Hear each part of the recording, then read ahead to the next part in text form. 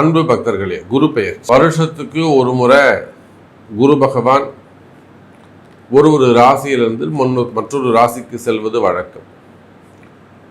அப்போ வருஷம் 12 ராசி அன்பர்களும் எல்லாம் ஆவலோடு எதிர்பார்க்கக்கூடிய ஒரு பெயர்ச்சி எது அப்படின்னு கேட்டிங்கனாக்கா குரு பெயர்ச்சி. காரணம் என்னன்னா, குரு இயற்கை சுபராக விளங்குகிறார்.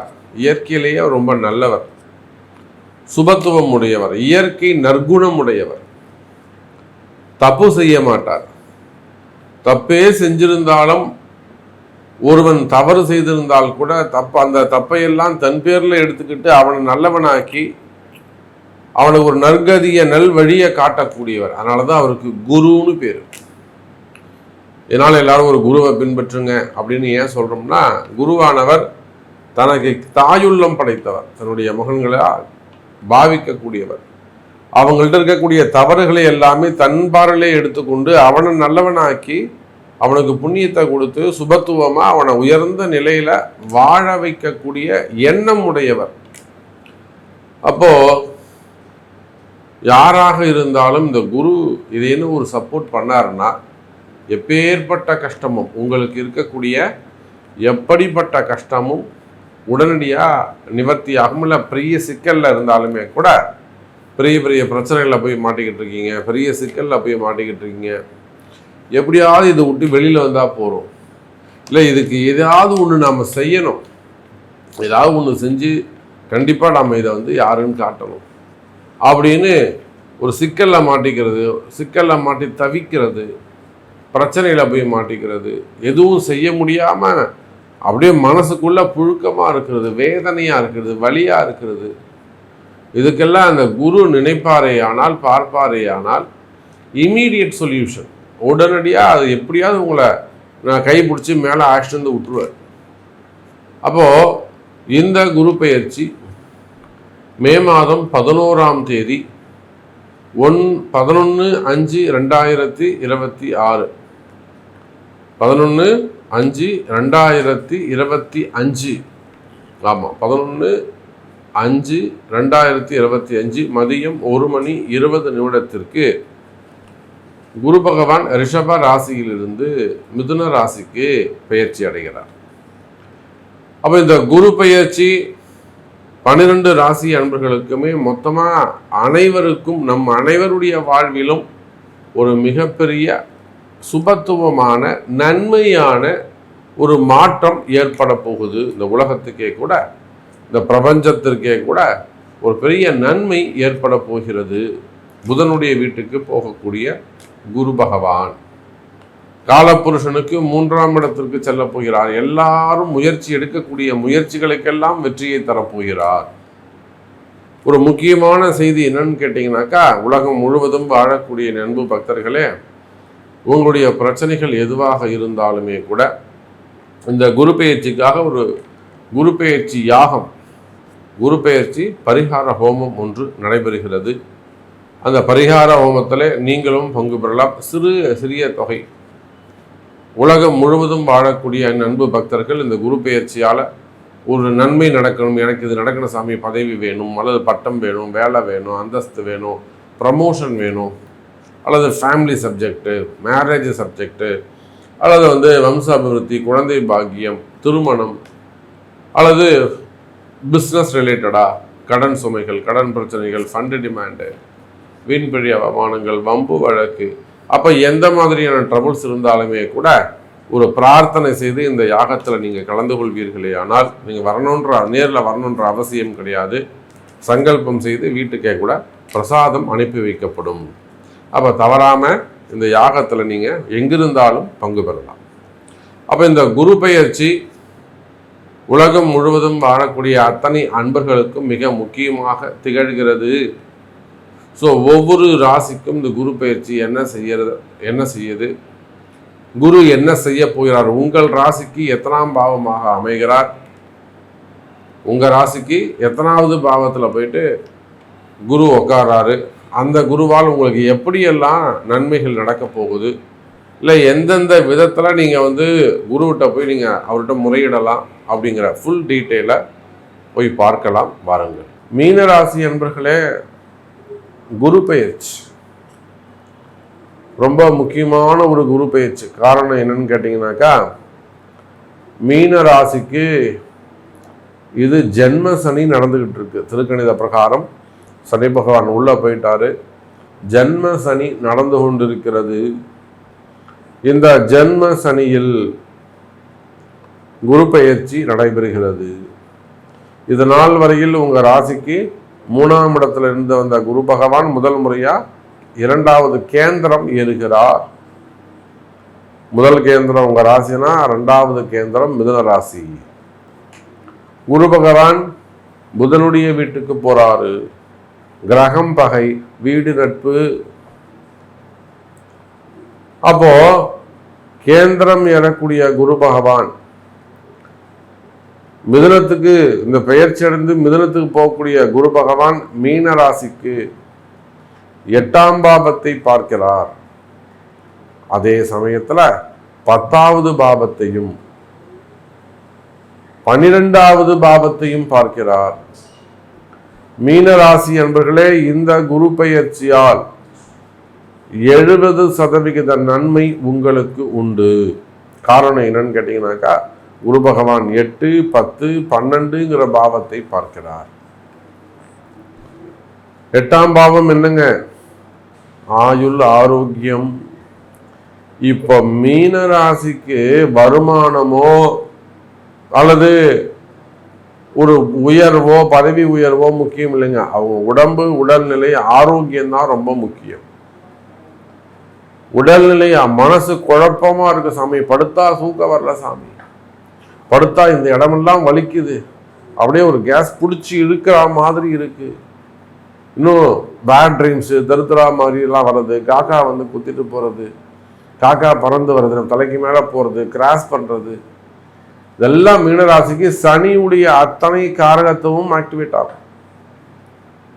அப்போ இந்த குரு தான் உங்களை பார்த்து, உங்க ராசிநாதன் வேற, அந்த குரு பகவான் உங்களுக்கு ராசிநாதனாகவும் இருக்கிறார். அப்போ கவலை வேண்டாம் மீன ராசி என்பர்களே. ஒரு சில விஷயங்களை ஜாதக பிரகாரம் நீங்கள் செய்வீர்களே ஆனால் உங்களுக்கான ஆலயம் இது, உங்களுக்கான பரிகாரங்கள் என்ன, என்ன மாதிரியான யாகங்கள் இல்லை என்ன மாதிரியான வழிபாடுகள் நீங்கள் செய்யணும், எந்த தெய்வத்தை நீங்கள் வழிபாடு செய்யணும், இதெல்லாம் உங்க பிறப்பு ஜாதகம் தான் பேசும். அடுத்த 3 வருஷம் உங்களை காப்பாற்றுறதுக்கு இதுதான் வழி.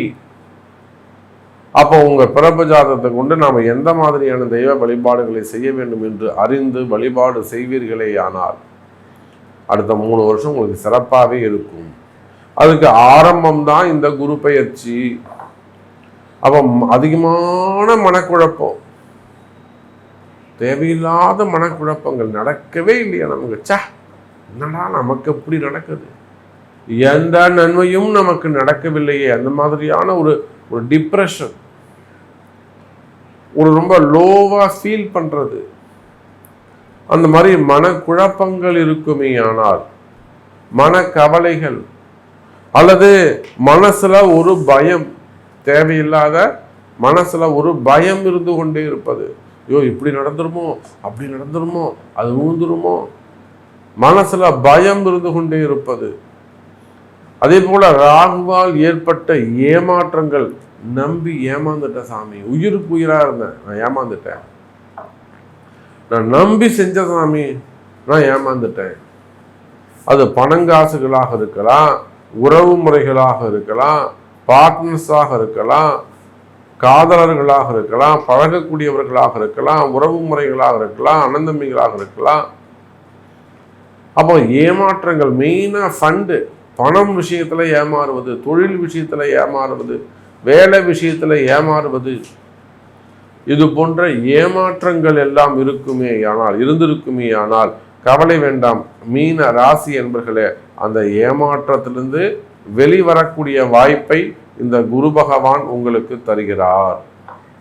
எப்படி சாமி தருவாரு? கேந்திரம் ஏறி இருக்கக்கூடிய அந்த குரு பகவான் 8ஆம் பாவம், அவருதான் அந்த மறைமுகஸ்தானம். எதிரி யாருன்னே தெரியாம நீங்க வந்து எதனால எனக்கு இப்படி நடக்குது, இந்த கஷ்டம் எனக்கு ஏன் வந்தது, இந்த ஏமாற்றம் எனக்கு ஏன் வந்ததுன்னே உங்களுக்கு தெரியாது. அந்த மாதிரியான கஷ்டங்காலங்கள்லாம் இருக்குமே ஆனால் அந்த கஷ்ட காலங்கள்லாம் நிறைவடைந்து மகிழ்ச்சியான ஒரு வாழ்க்கை ஆரம்பம்.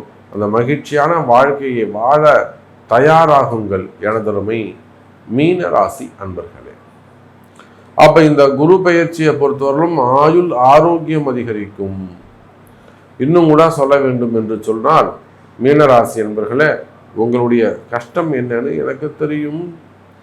ஒரு சில மீன ராசி அன்பர்களுக்கு திடீர் அதிர்ஷ்டங்கள் ஏற்படுவதற்கு வாய்ப்புகள் உண்டு.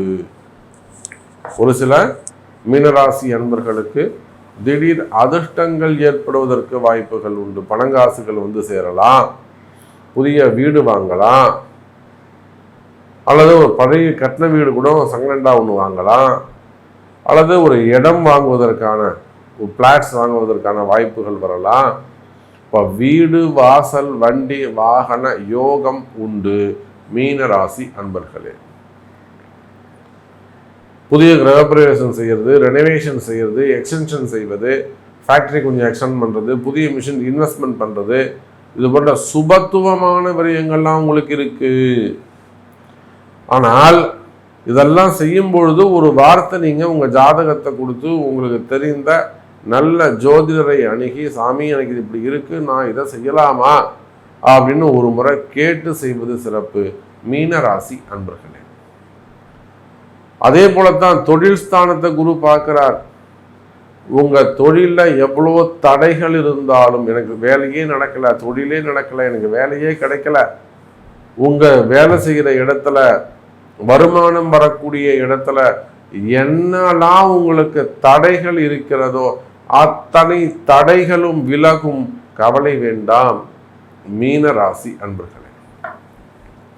உங்களுக்கு இருக்கக்கூடிய தொழில் தடைகள் விலகும், வருமான தடைகள் விலகும். இன்னும் கூட சொல்ல வேண்டும் என்று சொன்னால், எனதருமை மீன ராசி அன்பர்களே, வாழ்க்கையில் இருக்கக்கூடிய காரிய தடைகள் எல்லாம் விலகும். ஏன்னா 10ஆம் பாவத்தை பார்க்கிறாரு, வருமானம் அதிகரிக்கும், வருமானம் அதிகரிக்கும், தொழில் அதிகரிக்கும், டிரான்சாக்ஷன்ஸ் நல்ல முறையில் இருக்கும், கடன் சுமைகள் கடன் பிரச்சனைகள் குறையும். நீங்க எந்த தொழில் செய்பவராக இருந்தாலும், எனி பிஸ்னஸ், ஓன் பிஸ்னஸாக இருக்கலாம், எந்த தொழில் சிப்கார்ட் நிறுவனங்களாக இருக்கலாம், பெரிய ஃபேக்டரியாக இருக்கலாம், any business, share market, stock market, own business, தொழில் அமைப்புகள் சிறப்பானதாக இருக்கும், தொழிலில் நல்ல முன்னேற்றங்கள் இருக்கும், வேலை வாய்ப்புகள் அதிகரிக்கும். எனக்கு வேலையே கிடைக்கல சாமி, கவலை வேண்டாம் மீனராசி என்பர்களே, வேலை வாய்ப்பு அதிகரிக்கும், வேலையில் நல்ல முன்னேற்றம் இருக்கும், பதவி உயர்வுகள் கிடைக்கும். அப்போ அதுக்குத்தான் நான் சொல்கிறேன், மீனராசி என்பர்களே, கட்டாயம் நடைபெற இருக்கின்ற அந்த குரு பெயர்ச்சி யாகத்தில் கலந்து கொள்வது சிறப்பு. ஏன்னா ஒரு பக்கம் ஜென்மசனி, இன்னொரு பக்கம் 12ல் ராகு, 4ஆம் பாவத்தில் குரு பகவான். உங்களுக்கு இருக்கிற ஒரே ஒரு நல்ல வழி குரு பகவான் மட்டும்தான். முடிந்தால் உலகம் முழுவதும் வாழக்கூடிய மீன ராசி என்பர்களே, இந்த குரு பெயர்ச்சி யாகத்தில் பங்கு பெறுங்கள். நீங்கள் நேரில் வரணும்னு அவசியம் இல்லை, அதுக்கான கட்டணத்தை செலுத்தியாச்சுன்னா பிரசாதம் உங்கள் வீடு தேடி வரப்போகுது, சங்கல்பம் நடக்க போகுது. அப்போ முடிந்தால் இந்த குரு பெயர்ச்சி யாகத்தில் கலந்து கொள்ளுங்கள் மீனராசி அன்பர்களே. அப்போ தொழில் அமைப்பு சிறப்பானதாக இருக்கும், வருமானம் சிறப்பானதாக இருக்கும், மெயினாக வேலை வாய்ப்புகள் அதிகரிக்கும். 10ஆம் பாவத்தை பார்க்குறாரு. நான் இவ்வளோ காசு கொடுத்துருக்குறேன், இன்னும் எனக்கு வேலை கிடைக்கல, சொல்லி ஏமாந்துட்டாங்க, டிக்கெட் போட்டாங்க, விசா போட்டாங்க, எவ்வளோ நம்ம கேள்விப்படுறோம். அல்லது இன்வெஸ்ட்மெண்ட் பண்ணிட்டு நம்மளை கடைசியில் உங்களுக்கு தூக்கி வெளியில் போட்டுருவாங்க. அந்த மாதிரி எல்லாம் பிரச்சனைகள் இருக்குமே ஆனால், ஏமாற்றங்கள் இருக்குமே ஆனால், அது எல்லாமே கூட நிவர்த்தி அடைவதற்கான காலம். ஸோ திருமணங்கள் நடைபெறும். முதல் திருமணம், 2வது திருமணம், தடைப்பட்ட திருமணம், தள்ளி போன திருமணம். பொம்பளை பசங்களுக்கே 40 வயசு 41 வயசு, ஆம்பளை பசங்களுக்கு அதுக்கு மேலே. இன்னும் கல்யாணம் நடக்கலைங்க சாமி, கவலை வேண்டாம் மீனராசி என்பர்களே, திருமணம் நடக்கும், குழந்தை பாக்கியம் உருவாகும். அதுதான் ரொம்ப முக்கியம். குழந்தை பாக்கியம் உருவாகும், குடும்பத்தில் மகிழ்ச்சி நிலவும். ஒரு சில மீனராசி என்பர்களுக்கு இடமாற்றமும் அமையும். ஸோ நிறைய விஷயங்கள் நம்ம பேசிக்கிட்டே போகலாம், ஒரு முடிவே இருக்காது. நீங்கள் எங்கேருந்து பேசுகிறீங்க, நீங்கள் எங்கேருந்து கேள்வி கேட்குறீங்க, உங்களுக்கு என்ன வேண்டும், உங்களுக்கு எது நடக்கணும் என்பதை உங்கள் பிறப்பு ஜாதகம்தான் பேசும். அப்போ உங்கள் பிறப்பு ஜாதகத்தை கொண்டு கேள்விகளுங்கள் என்பது தெரிவித்துக் கொண்டு மீண்டும் வேறொரு அற்புதமான பதிவில் உங்களை சந்திக்கிறேன். நன்றி, நமச்சிவாயம். ஜெய் வராகி, ஜெய் ஜெய் வராகி.